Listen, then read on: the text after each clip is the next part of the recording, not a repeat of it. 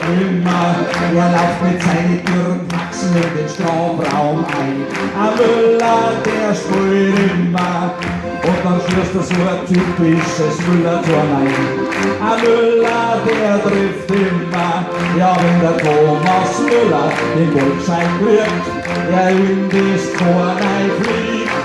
Ja wenn der Thomas Müller am Landshut steht, bedeutet das den Sieg. So, jetzt alle lieber, ganz laut! Müller, Müller, Müller, ein Müller, der spielt immer.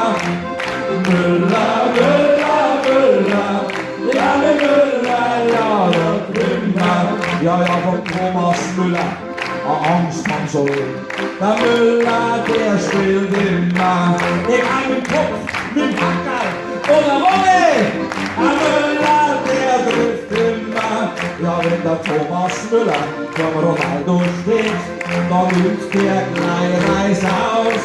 Ja wenn der Thomas Müller im Strafraum steht, dann fühlt Gegner nicht gut aus. Und jetzt machen wir was von der Deutschland! Müller, Müller, Müller, ein Müller, der spielt immer. Müller, Müller, Müller, ein Müller, ja der Krümmer. Und Thomas Müller läuft mit einem typischen Müller-Grinsen in den Strafraum, stoppt den Ball mit der Brust, schießt und...